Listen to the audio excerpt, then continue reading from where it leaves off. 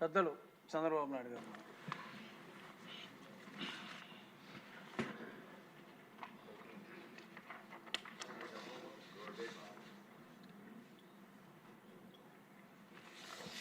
అధ్యక్ష,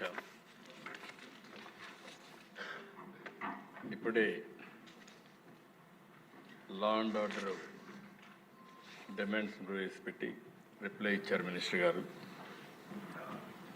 వారు చెప్పినటువంటి అభిప్రాయాలతో ఏకీభవిస్తూ ఈ ప్రభుత్వం అధ్యక్ష గడిచిన 5 సంవత్సరాలుగా గడిచిన ప్రభుత్వంలో జరిగినటువంటి లా అండ్ ఆర్డర్ సమస్యలు చూసాం. ప్రభుత్వ ఆస్తులకు రక్షణ లేని పరిస్థితి, అదే మరిగా ఫ్రీగా తిరగలేని పరిస్థితి ఉండేది. ఎప్పుడు కూడా అధ్యక్ష నాగరిక ప్రపంచంలో లా అండ్ ఆర్డర్ అనేది చాలా ముఖ్యం. అభివృద్ధి జరగాలన్నా ప్రజలు హ్యాపీగా ఉంటే తప్ప ఆ గవర్నమెంట్ కూడా మీనింగ్లెస్గా ఉంటుంది. అయితే ఓ సంఘటనలు చూస్తే కొన్ని ఎగ్జాంపుల్స్ మాత్రం మనం ఆలోచిస్తే డ్రగ్స్ విపరీతంగా రాగడం, దానిపైన తెలుగుదేశం పార్టీ ఆ రోజు ఆందోళన చేయడం, గంజాయి కూడా విపరీతంగా పెరిగిపోవడం, ఈ గంజాయి వల్ల జరిగే పరిణామాల గురించి ఆందోళనతో ఎక్కడికక్కడ డిమాండ్ చేయడం, అవన్నీ చేస్తే తిరిగి తెలుగుదేశం పార్టీ ఆఫీస్ పైన దాడి చేసే పరిస్థితికి వచ్చారు. దాడి చేసి నేను ఆ సమయంలో కేంద్ర హోమ్ మినిస్ట్రీకి ఫోన్ చేసి కంప్లైంట్ చేసి గవర్నర్కి కూడా కంప్లైంట్ చేసే పరిస్థితికి వచ్చాం. అక్కడి నుంచి నేను ఆఫీస్కి వెళ్ళాను. ఇంత దుర్మార్గంగా నా జీవితంలో ఊహించలేదు. ఒక పార్టీ కార్యాలయం అనేది ప్రజలకు సేవ చేసే ఒక పవిత్ర దేవాలయం. అలాంటి ఆఫీసుల పైన ఓసారి చిన్న చిన్న ఆఫీసుల పైన కూడా దాడి చేయరు. ఎందుకంటే ఇది ఒక సెంటిమెంట్. ప్రజాస్వామ్యంలో పార్టీ ఆఫీసులన్నిటిపైన ఎప్పుడూ దాడి జరగలేదు, అలాంటి జరిగే పరిస్థితి వచ్చింది. అదే మరి సరే మనం మాట్లాడుకుంటూనే ఉన్నాం. మీరు బాధితులు, నేను బాధితుడినే, ఇక్కడ అందరూ బాధితులే, ఒకరని కాదు. నేను ఆ రోజు ఈరోజు కూడా చెప్తున్నా, నేను చాలా స్పష్టంగా ఉన్నా. రాజకీయ కక్షలతో నా జీవితంలో ఎప్పుడు నేను రాజకీయం చేయలేదు, ఇప్పుడు కూడా నేను చేయను. అదే సమయంలో లా అండ్ ఆర్డర్ సమస్యలు క్రియేట్ చేసే వాళ్ళపైన మాత్రం ఈ ప్రభుత్వం సింహ స్వప్నంగా ఉంటుందని మరొకసారి హెచ్చరిస్తున్నాను. ఎవరైనా కావచ్చు. చరిత్ర ఒకసారి చూసుకుంటే అధ్యక్ష, తెలుగుదేశం పార్టీ వచ్చిందంటే లా అండ్ ఆర్డర్ సెట్ కావాలి. ఈరోజు ఎన్డీఏ ప్రభుత్వం ఉన్నాం. ఎన్డీఏ ప్రభుత్వం కూడా చాలా స్పష్టంగా ఉంది. ఎట్టి పరిస్థితుల్లో లా అండ్ ఆర్డర్ ఉపేక్షించాం, ఎవ్వరు బ్రేక్ చేసినా. అందుకే ఈరోజు మీరు చూసినప్పుడు ప్రత్యేకంగా నేను ఎన్నికలప్పుడు కూడా చెప్పాను, నేను సమస్యల్ని జరిగే లా అండ్ ఆర్డర్ కంట్రోల్ చేయగలుగుతాను, కానీ కొంతమంది గంజాయికి అలవాటు పడి, డ్రగ్స్కి అలవాటు పడి అలాంటి వ్యక్తులు రాత్రి మారిపోతారంటే చాలా సమస్య ఉంటుంది, అడిక్షన్ అయిపోయి ఉంటారని చెప్పి చెప్పాను. అది ఇంకా కంటిన్యూ అయ్యే పరిస్థితి ఉంది. ఏదేమైనా అధ్యక్ష, గంజాయి పైన, డ్రగ్స్ పైన ఉక్కు పాదం మోపాం. ఈగులనే ప్రత్యేక వ్యవస్థ తీసుకొచ్చాం. నేను ఈ రాష్ట్రంలో ఉండే ప్రజలందరికీ విజ్ఞప్తి చేస్తున్నా, మీ పిల్లల్ని, మీ కుటుంబ సభ్యుల్ని మీరు కూడా కంట్రోల్ చేయాల్సిన అవసరం ఉంది. ఎక్కడికక్కడ మెంటరింగ్ చేయాల్సిన అవసరం ఉంది. ఎక్కడ కూడా ప్రతి ఒక్కరికి విజ్ఞప్తి చేస్తున్నా, మన స్వార్థం కోసం మనం గంజాయి పండించి ప్రజల జీవితాలతో చెలగాడడం కరెక్ట్ కాదు. అందుకే లేటెస్ట్ టెక్నాలజీస్ అన్నీ ఉపయోగిస్తున్నాం. నేను పూర్తిగా కంట్రోల్ అయిందని కానీ మంత్రి గారు ఇప్పుడు కూడా చెప్పారు, మేము కంట్రోల్ చేశామని. ఇంకా పూర్తిగా కంట్రోల్ చేశామని చెప్పడం లేదు. ప్రజలు మెచ్చుకున్నప్పుడే మీరు కంట్రోల్ చేసినట్టు అవుతుంది. అంతవరకు మీ పని ఉంటుంది. ఎట్టి పరిస్థితుల్లో ఈ రాష్ట్రంలో 1 ఎకరా కూడా గంజాయి పండించడానికి వీలు లేదు. అది జరిగే వరకు నిరంతరం ఈ ప్రభుత్వం పోరాడుతుందని చెప్పుదని ఒక్క మాటలో చెప్పాలంటే గంజాయి పైన డ్రగ్స్ పైన యుద్ధం చేస్తున్నాం. ఈ యుద్ధాన్ని ఆపే పరిస్థితి ఉండదు. లేటెస్ట్ టెక్నాలజీస్ ఉపయోగిస్తాం, శాటిలైట్ ఉపయోగిస్తాం, డ్రోన్స్ ఉపయోగిస్తాం, ఇంకా ఎక్కడెక్కడ ఏజెన్సీస్ని పెట్టాలంటే అన్నీ కూడా పెడతాం. అవన్నీ పెట్టి పూర్తిగా బార్డర్లో కూడా మన రాష్ట్రానికి రాకుండా కూడా చెక్ చేసి యంత్రాంగాన్ని కూడా క్రియేట్ చేసుకుంటామని చెప్పి కూడా నేను మీకు తెలియజేస్తున్నా. ఎవరైతే గంజాయి పండించే అమాయకులు ఉన్నారో వారందరికీ ప్రత్యామ్నాయ ఉపాధి కల్పిస్తాం. వారిని కూడా రిక్వెస్ట్ చేస్తున్నాం, మీరు ఎక్కడ కూడా గంజాయి పండించద్దని కూడా వారందరికీ చెప్తున్నాను. రెండవది దిశ, ఈ విషయంలో నేను 5 సంవత్సరాలు గడిచిన ప్రభుత్వంలో చూశాను. ఒక్కసారి అసెంబ్లీలో చర్చించిన దాఖలాలు లేవు, ఒక్కసారి సమీక్ష చేసిన దాఖలాలు లేవు. ఏ ప్రభుత్వమైనా చిత్తశుద్ధితో ఉన్నప్పుడు రివ్యూ చేయడం కానీ యాక్షన్ తీసుకోవడం కానీ జరిగితే కొంతవరకైనా కంట్రోల్ అవుతుంది. అవన్నీ చేయని పరిస్థితి వచ్చింది. అందుకని అధ్యక్ష, దీంట్లో రాజీ లేదు. రెండో విషయం కూడా నేను ఒకటే కోరుతున్నా, ఈరోజు సోషల్ మీడియాను మనం చూస్తున్నాం. విచ్చలవిడితనం వచ్చింది, క్యారెక్టర్ అసాసినేషన్ జరిగే పరిస్థితి వస్తుంది, ఆడబిడ్డలు తలెత్తుకొని తిరగలేని పరిస్థితి వస్తూ ఉంది. ఇది మంచి సాంప్రదాయం కాదు. నాకు చాలా సంతోషం, అసెంబ్లీలో బూతులు లేవు. ఇప్పుడు అసెంబ్లీ అంతా కూడా సబ్జెక్ట్స్ పైన చర్చించే పరిస్థితికి వచ్చాం. ఆ 5 సంవత్సరాలు అసెంబ్లీలో బూతులు మాట్లాడడం, బయటంతా భయంకరంగా ఉండడం, ప్రజాస్వామ్యం పూర్తిగా అపహాస్యం కాబడింది. అలాంటి అన్ని పోయే పరిస్థితికి వచ్చాయి. ఈరోజు మళ్ళీ రాష్ట్రంలో ఒకటే విజ్ఞప్తి చేస్తున్నాం, ఎవరైనా సరే ఆడబిడ్డల పైన అత్యాచారాలు చేసి తప్పించుకోవాలంటే ఈ ప్రభుత్వంలో వీలు కాదు. అదే చివరి రోజు అవుతుందని మరొకసారి హెచ్చరిస్తున్నాం. చాలా కఠినంగా చెప్తున్నా. ఇంకా కొంతమంది అక్కడక్కడ చూస్తున్నాను, ఆకతాయిలు ఉన్నారు, ఇష్టానుసారంగా ప్రవర్తిస్తున్నారు. వారందరికీ కూడా ఒక మెసేజ్ పోవాల్సిన అవసరం ఉంది. నేను ఒకప్పుడు ఒక మెసేజ్ ఇచ్చాను, ఈ రాష్ట్రంలో లా అండ్ ఆర్డర్ మెయింటైన్ చేయాలి, తీవ్రవాద సమస్య పరిష్కారం కావాలి, మత విద్వేషాలు లేని రాష్ట్రంగా మత సామరస్యాన్ని పెంచాలి. ముఠా నాయకులందరినీ ఒకటే మెసేజ్ ఇచ్చాను, తరతరాలుగా మీరు ముఠాలకు పాటుపడుతున్నారు, కుటుంబాలు లేకుండా పోయే పరిస్థితి వస్తూ ఉంది. ఇంక ఈ రాష్ట్రంలో జరగడానికి వీలు లేదని ఆ రోజు కూడా చాలా స్పష్టంగా కంట్రోల్ చేశాం.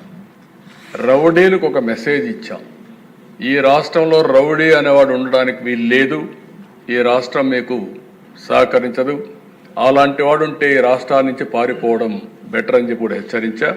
ఇప్పుడు కూడా చెప్తున్నా, ఎవరైనా సరే రౌడీజం చేసి మళ్ళా తప్పించుకుంటామంటే అలాంటి వాళ్ళని ఎట్టి పరిస్థితుల్లో వదిలిపెట్టమని అసెంబ్లీ సాక్షిగా హెచ్చరిస్తున్నారని కూడా అయితే అధ్యక్ష, ఇవన్నీ జరగాలంటే ఈరోజు మనం చూస్తే కొన్ని చట్టాలు కూడా పగడ్బందీగా ఉండాల్సిన అవసరం ఉంది. అందుకే ల్యాండ్ గ్రాబింగ్ బిల్ నిషేధం కింద 2024 కొత్త చట్టం తీసుకొస్తున్నాం.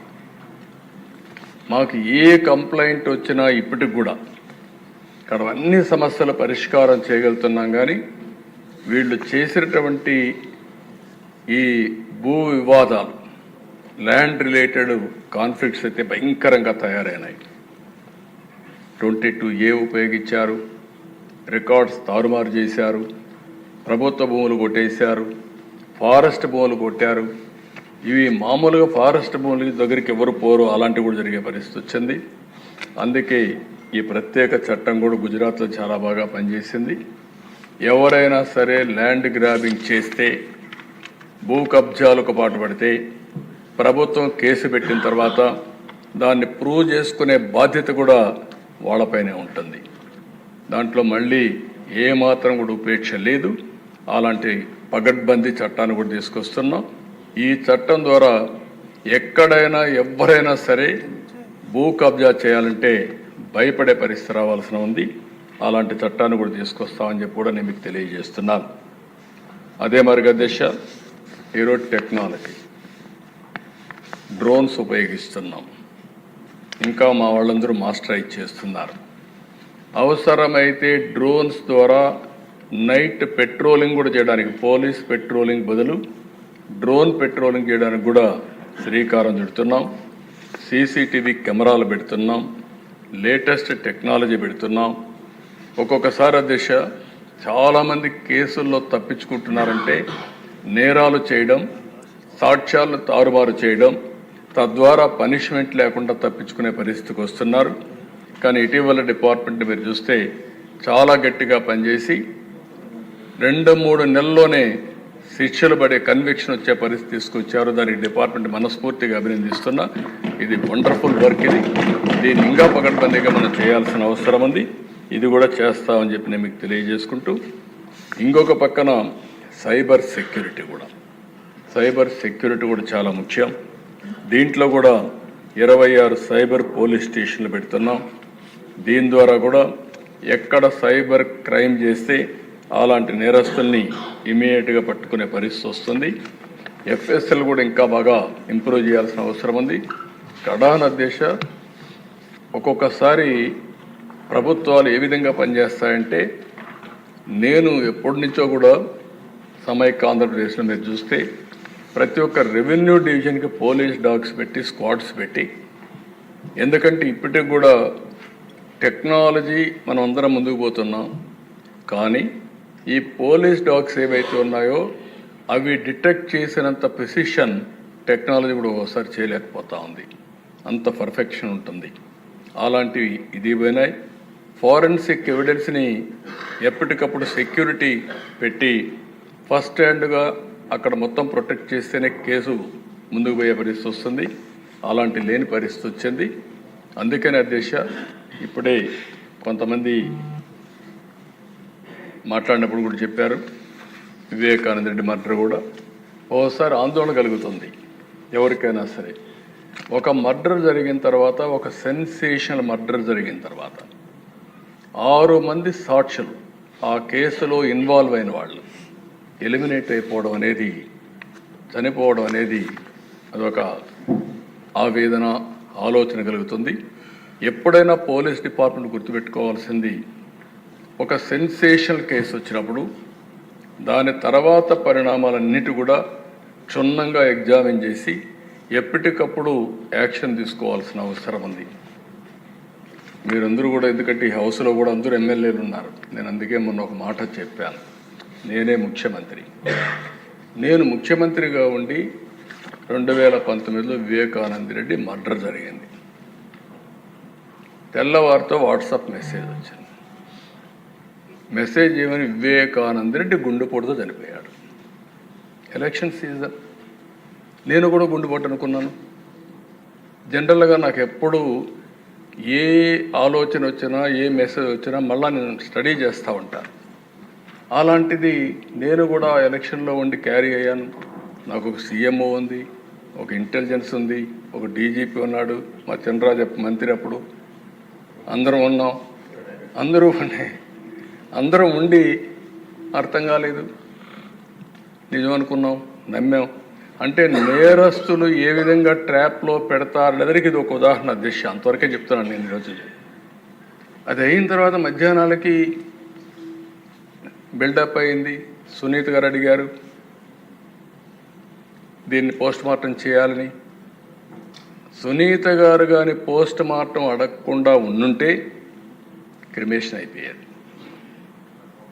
అంటే నేను ఎందుకు ఇవన్నీ చెప్తున్నానంటే, నేరాలు ఘోరాలు చేసే వ్యక్తుల పట్ల ఏ స్థాయి అయిన వాళ్ళైనా సరే మనం అప్రమత్తంగా ఉండకపోతే మాత్రం మనం న్యాయం చేసినట్టు కాదు, మనం కూడా ఇబ్బందులు పడే పరిస్థితి వస్తుంది.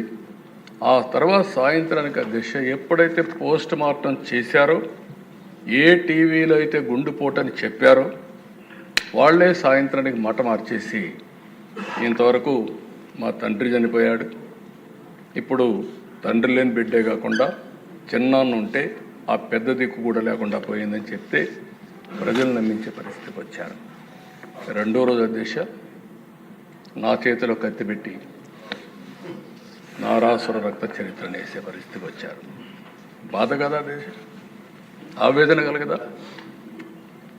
ఏంటి ఇలాంటి అరాచకాలు చేసి కూడా రాజకీయాలు చేయగలుగుతామనే ధీమా నా జీవితంలో ఒకటే చెప్తాను దశ, ఎప్పుడు హత్యా రాజకీయాలు మరక అంటకుండా 45 సంవత్సరాల రాజకీయాలు చేశాను. ఎవరైనా హత్యా రాజకీయాలు చేసిన ప్రజాక్షేత్రంలో పోరాడి అలాంటి వ్యక్తుల్ని శాశ్వతంగా రాజకీయాలు లేకుండా చేశాను తప్ప, శిక్షలు బయటకు చేశాను తప్ప, నేను ఎలాంటి పరిస్థితులు కూడా అలాంటి దీనికి దోహదం చేయలేదు. నేను ఎప్పుడూ చెప్పేవాడిని, ఒక హత్య చేయడం అనేది చాలా ప్రమాదం. పోస్ట్ మార్టానికి కారకులైన వ్యక్తులు మీకు కూడా పోస్ట్ మార్టం జరుగుతుంది, జాగ్రత్తగా ఉండమని హెచ్చరించాను. ఈరోజు ఈ హౌస్లో కూడా ఎమ్మెల్యేస్కి అందరికీ చెప్తున్నాను, మీ నియోజకవర్గాల్లో లా అండ్ ఆర్డర్ కంట్రోల్ చేయడం మీ బాధ్యత. లా అండ్ ఆర్డర్ని మనం కానీ విస్మరిస్తే ప్రజల్లో అశాంతి వస్తే కరెక్ట్ కాదు. ఇంకొక విషయం కూడా చెప్తున్నాను, రాజకీయ ముసుగులో నేరాలు ఘోరాలు చేసి ఎదురుదాడి చేసి తప్పించుకుంటా ఉంటే ఈ ప్రభుత్వంలో సాగనివ్వనని మరొక్కసారి చాలా స్పష్టంగా విజ్ఞప్తి చేస్తున్నాం. ప్రజలకు మనం లా అండ్ ఆర్డర్ క్రియేట్ చేయాల్సిన, సమస్యలు లేకుండా చేయాల్సిన అవసరం ఉంది. టెక్నాలజీ వచ్చింది, టెక్నాలజీ ఉపయోగించుకుంటాం. కడాన పోలీసులు చూస్తే వాహనాలు కూడా లేని పరిస్థితి, పెట్రోల్ కూడా ఇవ్వలేని పరిస్థితి, ఇలాంటి చాలా జరుగుతున్నాయి. చాలా వరకు కరెక్ట్ చేశాం, ఇంకా కరెక్ట్ చేస్తాం. పోలీస్ యంత్రాంగాన్ని అప్రమత్తం చేస్తాం. అప్రమత్తం చేయడమే కాదు, ఎప్పుడైనా సరే అధ్యక్ష ఒకటే గుర్తుపెట్టుకోండి, ఒక నాయకత్వం కానీ ఒక గవర్నమెంట్ కానీ స్ట్రాంగ్గా ఉందని విత్ డెమాన్స్ట్రేటివ్ ఎఫెక్ట్తో చేయగలిగితే అందరూ లైన్లోకి వస్తారు. అట్లా కాకుండా పర్వాలేదు ఉదాసీన వైఖరి తీసుకుంటే ప్రతి ఒక్కరూ పెట్టిరేగిపోయే పరిస్థితి వస్తుంది. అది ఈ ప్రభుత్వంలో సాగనివ్వమని చెప్పి మరొకసారి తెలియజేసుకుంటూ ప్రతి ఒక్కరికి విజ్ఞప్తి చేస్తున్నా.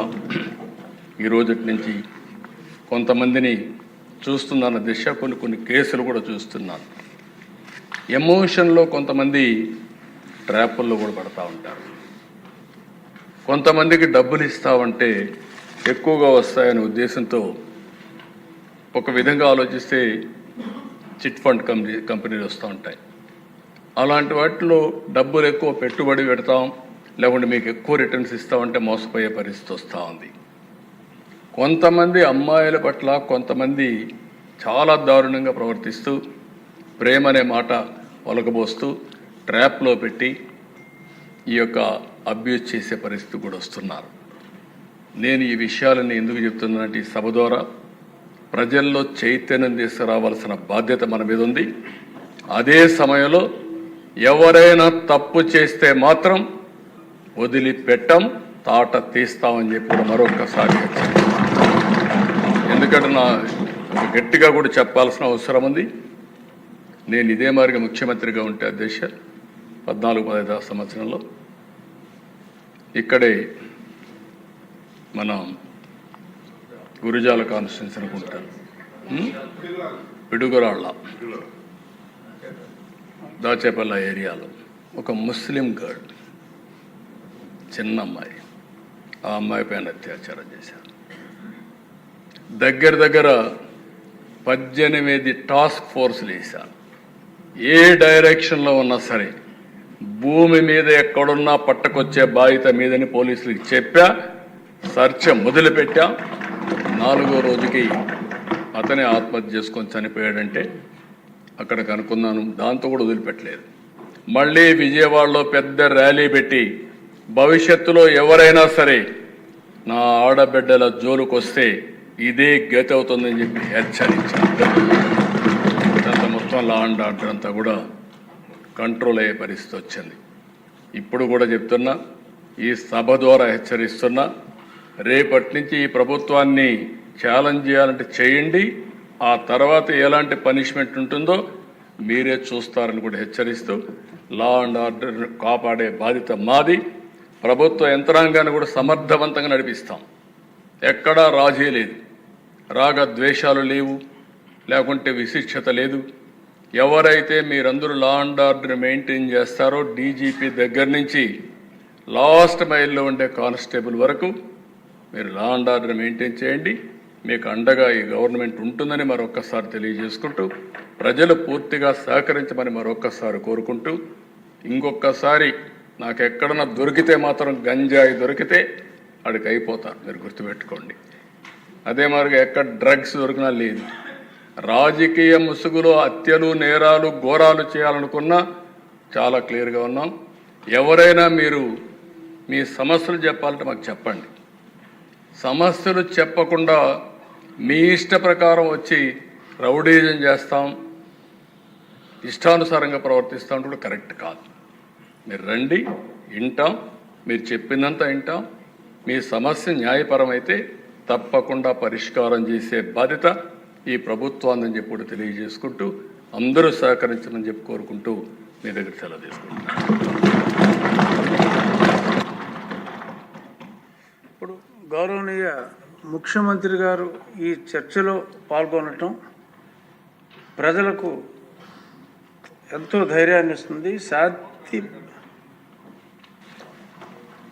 నిన్ననే ఇనాగరేట్ చేశాను శక్తి యాప్. ఎవరైనా సరే ఆడబిడ్డలు ఆ శక్తి యాప్ డౌన్లోడ్ చేసుకుని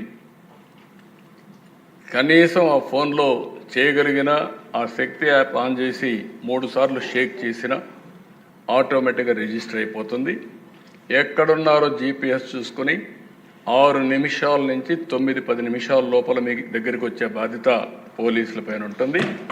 ఒకసారి కంప్లైంట్ చేసిన తర్వాత ఆ అమ్మాయికి ఏమైనా జరిగినా మా పోలీసులు రెస్పాండ్ కాకపోయినా బాధ్యత తీసుకునే అవకాశం పోలీసుల పైన ఉంటుంది.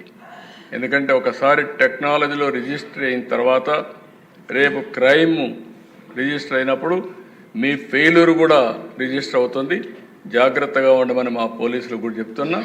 ప్రజల్లో చైతన్యం తీసుకొస్తాం. చైతన్యం తీసుకురావడమే కాకుండా ఇటు పోలీసులు అప్రమత్తంగా లేకపోతే వాళ్ళపైన కూడా యాక్షన్ ఉంటుంది. నేను ఐఎమ్ వెరీ క్లియర్. అందుకే టెక్నాలజీ అంటే ఏదో మేము మా ఇష్ట ప్రకారం పెట్టేస్తాం. ఇంత మునుపు మనం చూసాము దిశ యాప్ అన్నారు, దిక్కుమాలిన యాప్గా తయారైంది. ఈరోజు నో క్వశ్చన్, ఏదైతే నేను చెప్పానో ఇది 100% ఏదైతే శక్తి యాప్. ఒక్కసారి మీరు టెస్ట్ చేసి చూడండి. ఎవడైనా ఆకతాయితనంతో బిహేవ్ చేయాలని మీరు చేసి చూడండి. ఆడబిడ్డలు శక్తి యాప్ ద్వారా అప్రోచ్ కండి.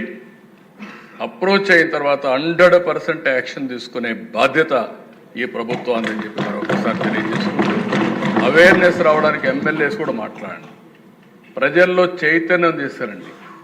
మీరు ఒక విషయం గుర్తుపెట్టుకోవాలి, ఎప్పుడు కూడా చట్టం ఉంటుంది, లేకపోతే అనేక చర్యలు ఉంటాయి. కానీ ప్రజల్లో చైతన్యం లేకపోతే మన చట్టాలన్నీ కూడా ఎవరూ ఉపయోగించుకోలేని పరిస్థితి వస్తుంది. ఇప్పుడు కూడా టెక్నాలజీ కూడా అంతే. యాప్ ఉంది, యాప్ ఉపయోగించుకుంటే అది ఒక మహా ఆయుధం. ఆ శక్తి యాప్ను ఉపయోగించుకోకపోతే మళ్ళీ యాజ్ ఇట్ ఈజ్గా జరిగే పరిస్థితి వస్తుంది. అందుకే ప్రతి ఒక్క ఆడబిడ్డని ఎడ్యుకేట్ చేయండి. ఆడబిడ్డకు రక్షణగా శక్తి యాప్ ఉంటుంది. దీన్ని పూర్తిగా ఉపయోగించుకునే బాధ్యత ఆడబిడ్డలది. వాళ్ళల్లో చైతన్యం తీసుకొచ్చే బాధ్యత ఇక్కడుండే ఎమ్మెల్యేలది. మీ కాన్స్టిట్యున్సీలు ఎక్కడైనా ఉపయోగించుకోకపోతే ఫస్ట్ నేను ఎమ్మెల్యేని అడుగుతాను, ఎందుకు మీరు చెప్పలేకపోయారని. మీరు అక్కడ కార్యకర్తలు ఉంటారు, 3 పార్టీలు కలిసి ఇంటింటికి చెప్పండి. అవసరమైతే కొన్ని పాంప్లైట్స్ వేయండి. ఒక్క క్రైమ్ జరిగితే అప్పుడు చూడండి. క్రైమ్ జరిగితే యాక్షన్ తీసుకోకపోతే అప్పుడు మీరు నాకు చెప్పమని చెప్పి అడుగుతూ ఇది చేయాల్సిందిగా మరొకసారి విజ్ఞప్తి చేస్తున్నాను. గౌరవనీయ ముఖ్యమంత్రి గారు ఈ చర్చలో పాల్గొనటం, ఈ స్త్రీ యాప్ ద్వారా మహిళలకి శక్తి, స్త్రీ శక్తి అని మైండ్లో వచ్చింది. శక్తి యాప్ ద్వారా మహిళలకి, అలాగే శాంతి భద్రతల అధినేతగా ఏ రాష్ట్రానికైనా పెట్టుబడులు రావాలంటే శాంతి భద్రతలు సక్రమంగా ఉండాలి. చంద్రబాబు నాయుడు గారు వచ్చినప్పుడే పెట్టుబడులు ఎందుకు వస్తున్నాయంటే శాంతి భద్రతల పట్ల ఆయన చూపుతున్న శ్రద్ధ. నిజంగా ఈరోజు ఆయన ఇంత స్పష్టంగా చెప్పినందుకు వారికి ప్రత్యేక ధన్యవాదాలు తెలియజేస్తూ ఇప్పుడు హోంమంత్రి గారి ప్రతిపాదనలపై ఓటింగ్